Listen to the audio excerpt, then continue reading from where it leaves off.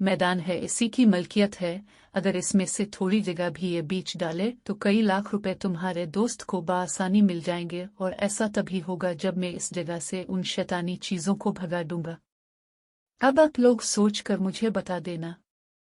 इस दौरान जो प्लम्बर सेंट्री का काम कर रहा था वो भी कुछ देर से शाकिर बाबा की बातें सुन रहा था। उसने शाकिर बाबा की तरफ देखते हुए कहा, बाबा वैसे मेरी बात का बुरा मत मानिएगा, और मैं ये भी जानता हूँ मेरा आप लोगों के दरमियान बोलने का कोई हक नहीं, लेकिन जो कुछ मैंने सुना है इससे मुझे लगता है कि आपको उनकी मदद करनी चाहिए, क्योंकि मैंने सुना है जो सच्चे आमिल होते हैं को पैसों की कोई लालच नहीं होती, और वो फी सबील अल्लाह काम करते हैं, और जब काम पूरा हो जाता है तो बंदा फिर अपनी खुशी से जो कोई भी कुछ देना चाहे तो वो दे देता है। एक दो बंदों को तो मैंने खुद भी ये काम फी सबील अल्लाह करते हुए देखा है।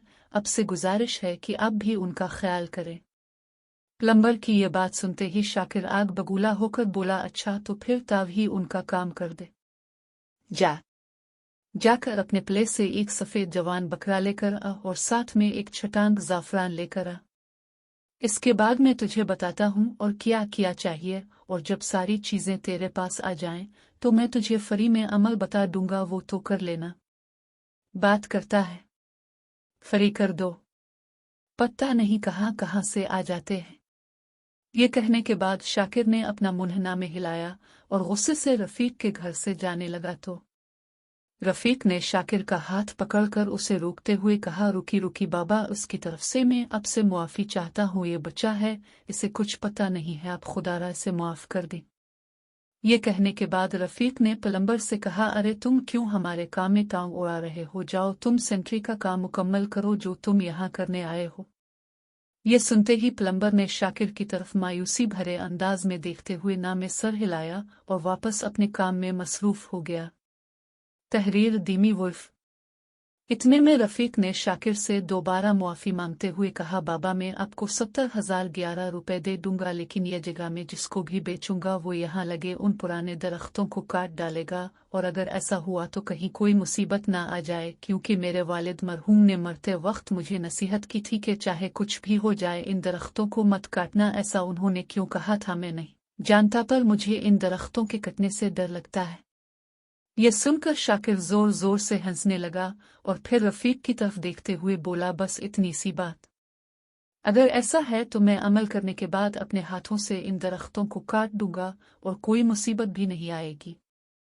तुम्हें बुरा लगेगा, लेकिन फिर भी मैं तुम्हें बताना चाहता हूँ कि तुम्हारे वालिद मरहूम ने किसी हल्के आमिल से उन चीज़ों को भगाने का कहा होगा और वो उन्हें भगाने में नाकाम हो गया होगा, इसीलिए वो उन चीज़ों की पनाहगाह को ख़त्म करने से कासिर होकर पीछे हट गया होगा और एक सादा सा अमल करके उन चीज़ों को कुछ वक्त के लिए धीमा कर गया और अपनी जान छुड़ाकर भाग गया होगा। लेकिन अब इस अमल का असर ख़त्म हो चुका है, इसी वजह से वो चीज़ें अब दोबारा से तुम लोगों को नजर आने लगी हैं।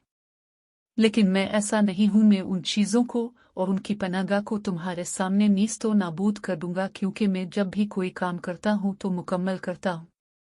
ये सुनकर रफीक ने कहा, तो ठीक है बाबा, मैं आपको कल ही पैसे दे दूंगा और अब अमल करके उन दरख्तों को काट देना और उन चीज़ों से हमारी जान छुड़ा देना। ये सुनकर शाकिर ने कहा, तो अब ये तय हो गया, कल का दिन इन शैतानी चीज़ों और उनकी पनाहगाह का आखिरी दिन साबित होगा। ये कहते हुए शाकिर ने एक बार फिर से सारे दरख्तों की तरफ घूर कर देखा और वहां से चला गया। इतने में बब्बी ने रफीक की तरफ देखते हुए कहा, पहलवान जी ये आपने क्या करना, आप कल तक 70,000 कहाँ से लेकर आएंगे? रफीक ने बब्बी के कंधे पर हाथ रखते हुए कहा, यार तुम परेशान क्यों होते हो, मैंने कुछ सोच समझ कर ही फैसला किया है और पैसों का बंदोबस्त हो जाएगा। ये कहते हुए रफीक ने बब्बी के कंधे पर थपकी दी और फिर बब्बी ने कहा, अच्छा पहलवान जी अब मुझे इजाजत दे, मैं अब चलता हूँ, उम्मीद है कि सब कुछ ठीक हो जाएगा। रफीक ने कहा, अरे बब्बी भाई कोई चाय पानी तो पीते जाओ। बब्बी ने कहा, नहीं फीका भाई, फिर कभी, अभी मुझे जरा जल्दी है।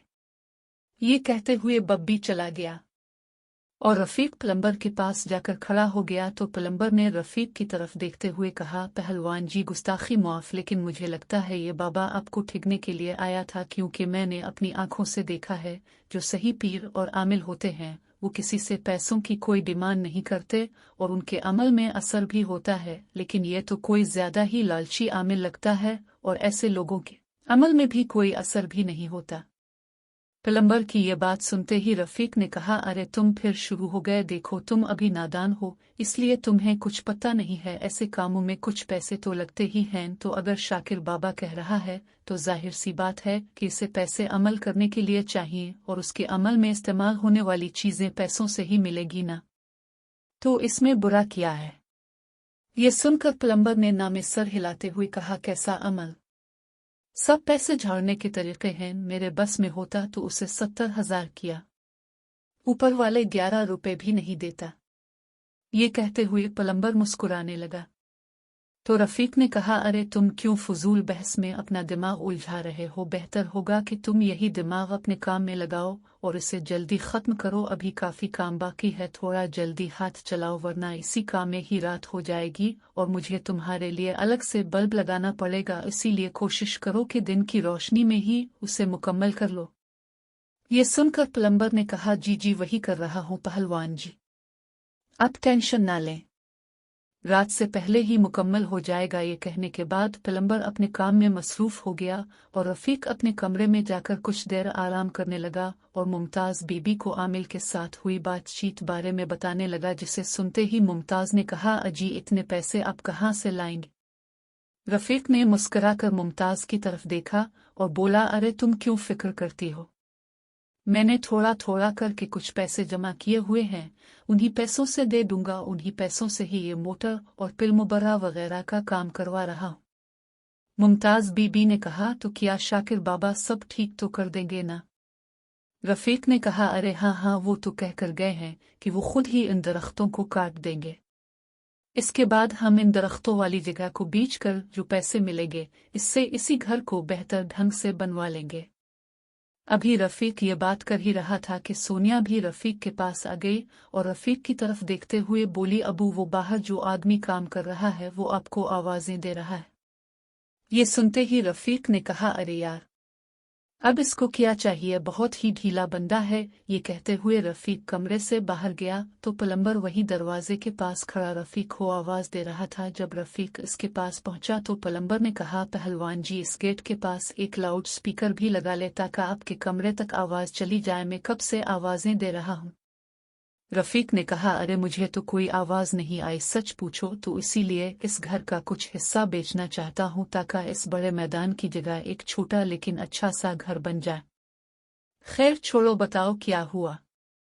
प्लम्बर ने कहा, पहलवान जी पाइप कम पड़ गया है। ये सुनकर रफीक ने कहा, अरे यार इतना पाइप लाया था फिर भी कम हो गया।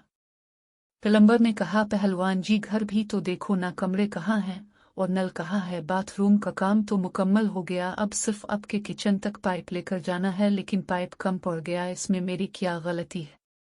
रफीक ने कहा, यार थोड़ा जल्दी कर लो, शाम होने वाली है। प्लम्बर ने कहा, इसीलिए तो कह रहा हूँ, अब जाकर जल्दी से 15 फुट पाइप और ज्वाइंट ले आएं, तब तक मैं बाकी का काम मुकम्मल करता।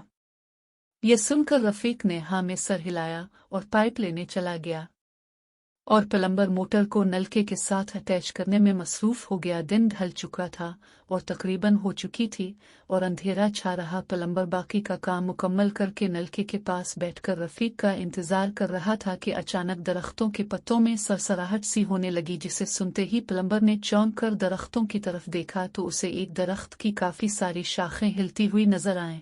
ऐसा लग रहा था कि कोई दरख्तों की शाखों से उलझ रहा है।